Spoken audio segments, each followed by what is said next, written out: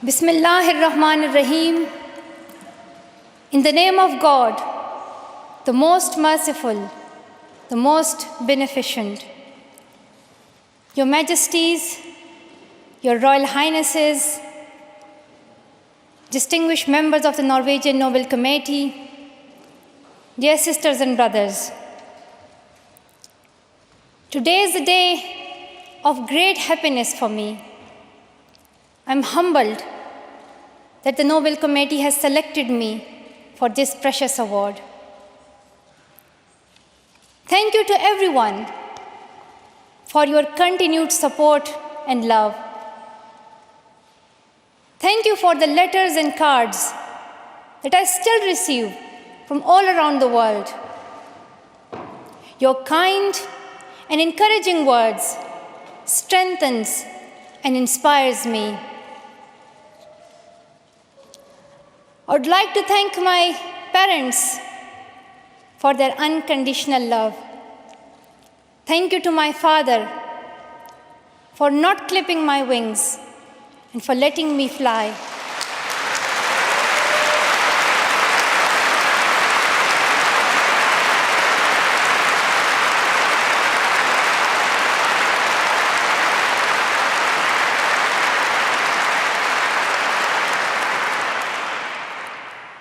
Thank you to my mother for inspiring me to be patient and to always speak the truth, which we strongly believe is the true message of Islam. And also, thank you to all my wonderful teachers who inspired me to believe in myself and be brave. I'm proud. Well, in fact, I'm very proud to be the first Pashtun, the first Pakistani, and the youngest person to receive this award.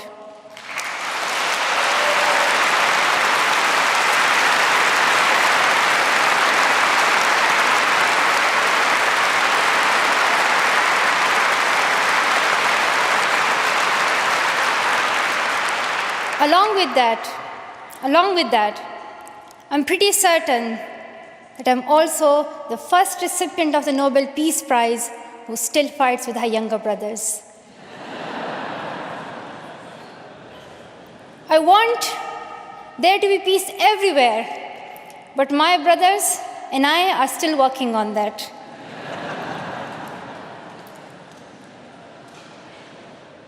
I'm also honored to receive this award together with Kailash Satyarthi, who has been a champion for children's rights for a long time, twice as long, in fact, than I have been alive. I'm proud that we can work together. We can work together and show the world that an Indian and a Pakistani, they can work together and achieve their goals of children's rights.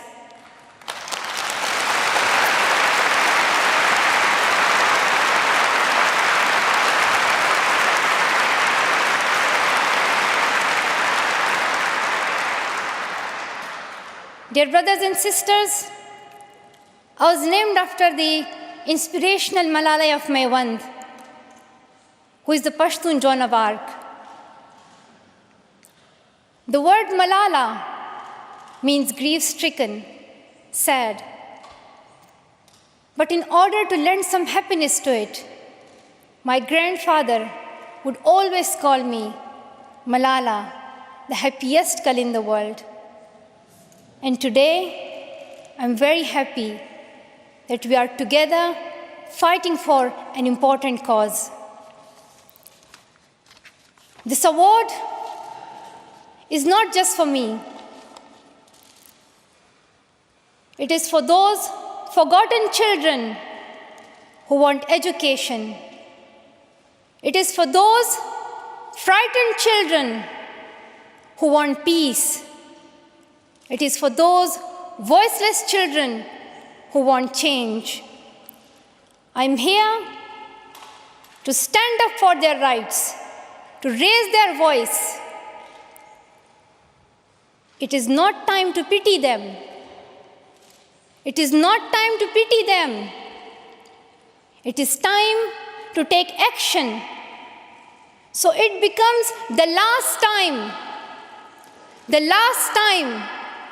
So it becomes the last time that we see a child deprived of education.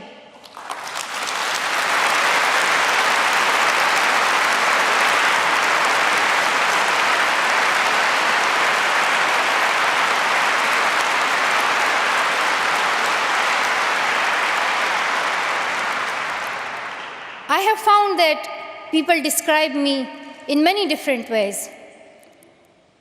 Some people call me the girl who was shot by the Taliban, and some the girl who fought for her rights. Some people call me a Nobel laureate now.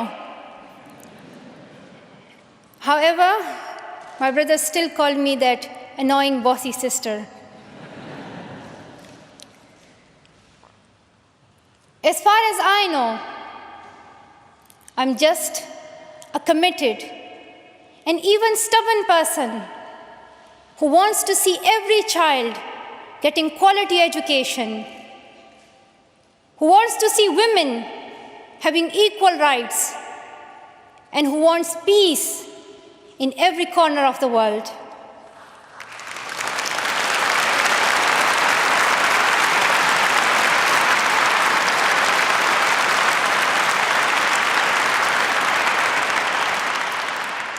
Education is one of the blessings of life and one of its necessities. That has been my experience during the 17 years of my life. In my paradise home, Swat, I always loved learning and discovering new things. I remember when my friends and I would decorate our hands with henna on special occasions. And instead of drawing flowers and patrons, we would paint our hands with mathematical formulas and equations. We had a thirst for education. We had a thirst for education because our future was right there in that classroom.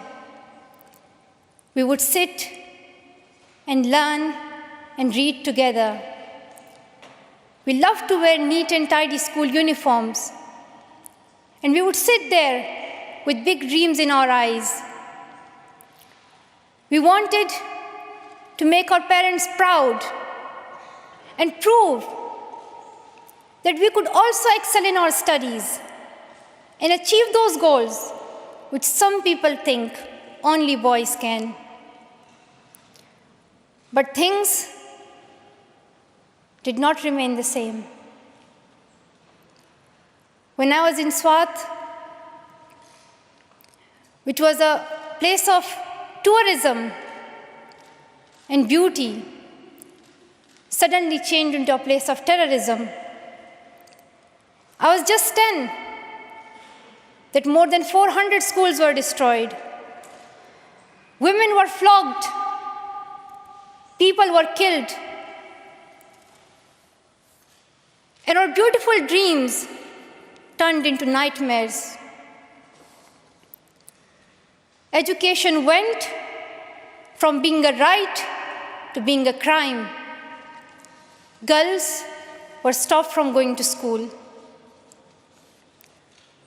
When my world suddenly changed, my priorities changed too.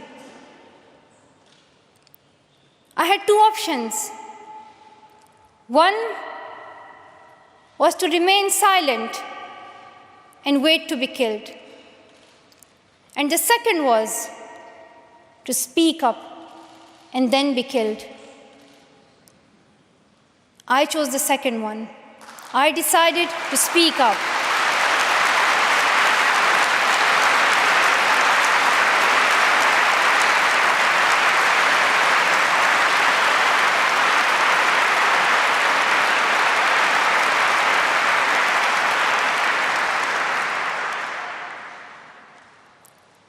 We could not just stand by and see those injustices of the terrorists, denying our rights, ruthlessly killing people, and misusing the name of Islam, we decided to raise our voice and tell them, have you not learned that in the Holy Quran Allah says, if you kill one person, it is as if you kill the whole humanity? Do you not know that Muhammad, peace be upon him, the Prophet of mercy, he says, do not harm yourself or others. And do you not know that the very first word of the Holy Quran is the word Iqra, which means read? The terrorists tried to stop us and attacked me and my friends who are here today on our school bus in 2012. But neither their ideas nor their bullets could win. We survived. And since that day, our voices have grown louder and louder.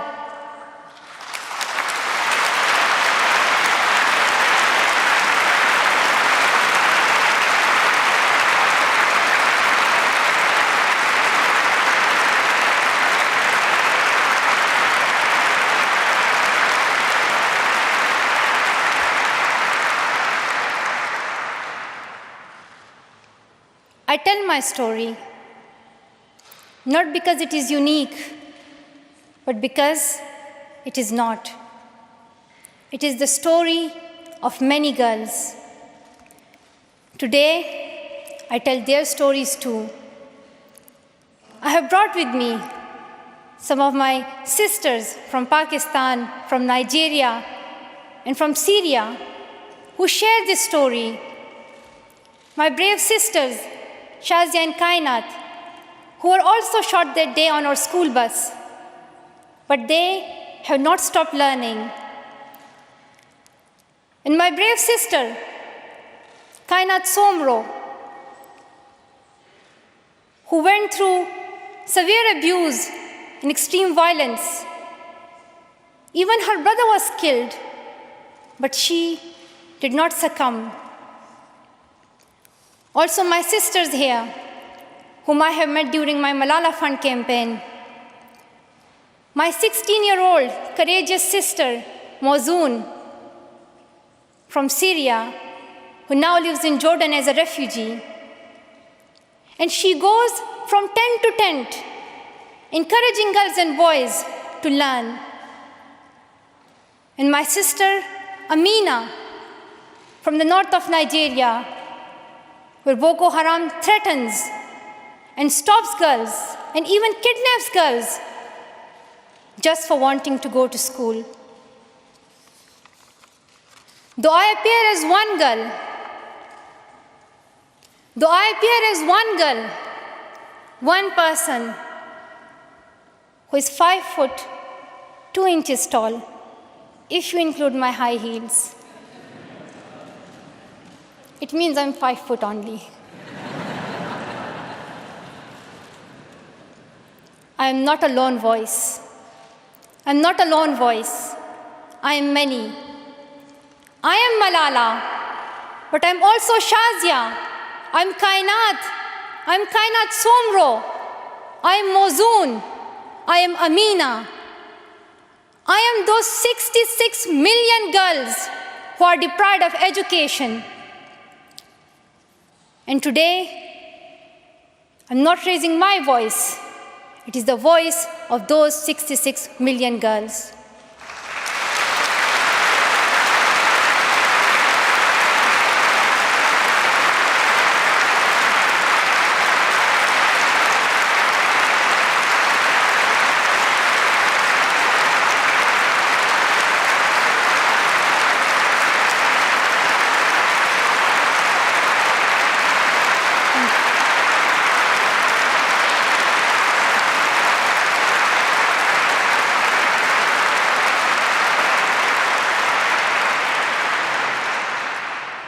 Sometimes people like to ask me, Why should girls go to school? Why is it important for them? But I think the more important question is, why shouldn't they? Why shouldn't they have this right to go to school? Dear brothers and sisters, today, in half of the world, we see rapid progress and development.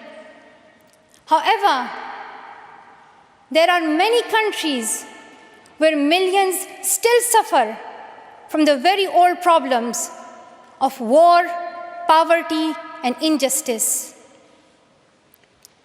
We still see conflicts in which innocent people lose their lives and children become orphans. We see many people becoming refugees in Syria, Gaza, and Iraq. In Afghanistan, we see families being killed in suicide attacks and bomb blasts. Many children in Africa do not have access to education because of poverty. And as I said, we still see girls who have no freedom to go to school in the north of Nigeria. Many children in countries like Pakistan and India, as Kailash Satyarthi mentioned, many children, especially in India and Pakistan, are deprived of their right to education because of social taboos, or they have been forced into child marriage or into child labor. One of my very good school friends, the same age as me, who has always been bold and confident girl, dreamed of becoming a doctor. But her dream remained a dream. At the age of 12, she was forced to get married. And then soon, she had a son. She had a child when she herself was a child, only 14. I know that she could have been a very good doctor, but she couldn't because she was a girl. Her story is why I dedicate the Nobel Peace Prize money to the Malala Fund to help give girls quality education everywhere, anywhere in the world, and to raise their voices. The first place this funding will go to is where my heart is, to build schools in Pakistan, especially in my home of Swat and Shangla.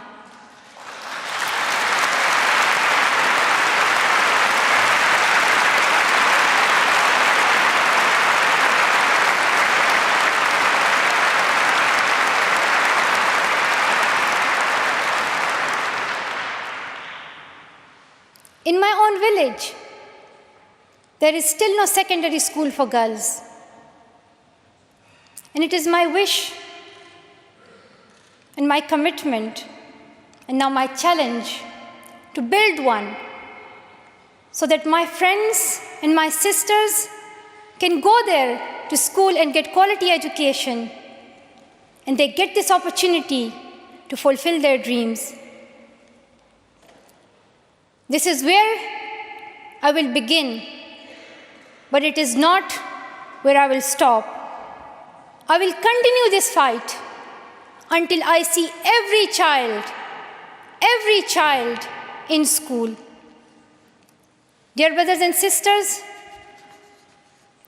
great people who brought change, like Martin Luther King and Nelson Mandela, Mother Teresa and Aung San Suu Kyi, once stood here on this stage. I hope the steps that Kailash Satyarthi and I have taken so far and will take on this journey will also bring change, lasting change.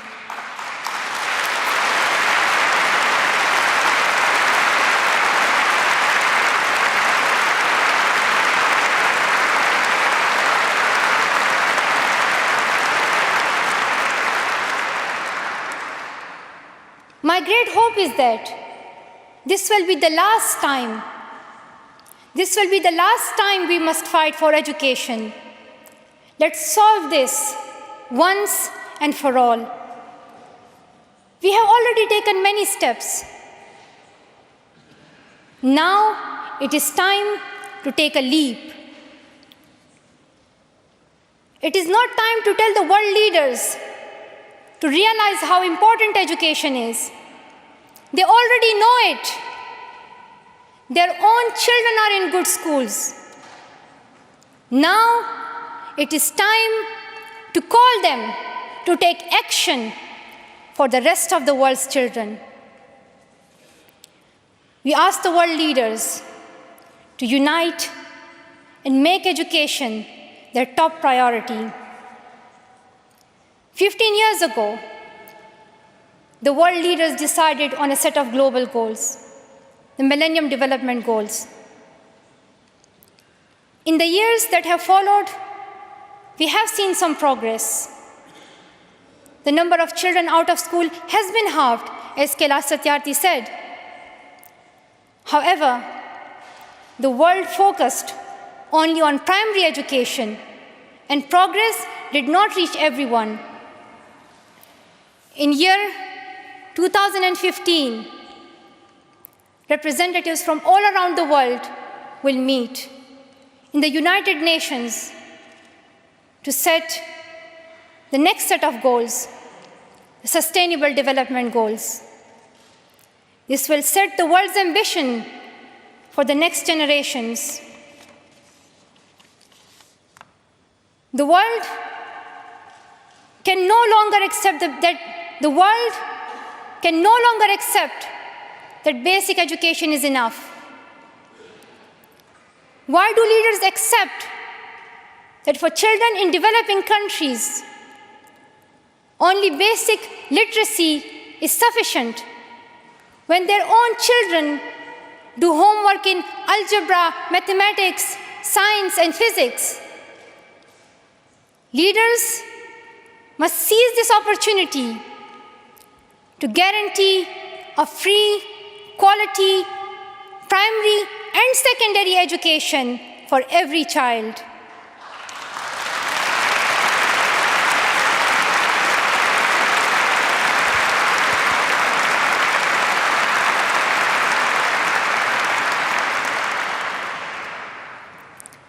Some will say this is impractical, or too expensive, or too hard, or maybe even impossible. But it is time the world thinks bigger. Dear sisters and brothers, the so-called world of adults may understand it, but we children don't. Why is it that countries which we call strong are so powerful in creating wars, but are so weak in bringing peace? Why is it?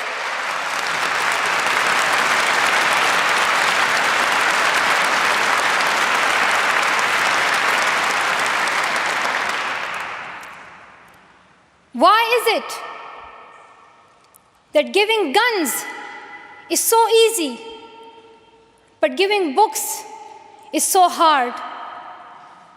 Why is it? Why is it that making tanks is so easy, but building schools is so hard? We are living in the modern age, and we believe that nothing is impossible. We have reached the moon 45 years ago, and maybe we'll soon land on Mars. Then, in this 21st century, we must be able to give every child quality education. Dear sisters and brothers, dear fellow children, we must work, not wait. Not just the politicians and the world leaders, We all need to contribute. Me, you, we. It is our duty. Let us become the first generation to decide to be the last. Let us become the first generation that decides to be the last, that sees empty classrooms, lost childhoods, and wasted potentials. Let this be the last time that a girl or a boy spends their childhood in a factory. Let this be the last time that a girl is forced into early child marriage. Let this be the last time that a child loses life in war. Let this be the last time that we see a child out of school. Let this end with us. Let's begin this ending together, today, right here, right now. Let's begin this ending now. Thank you so much. Thank you.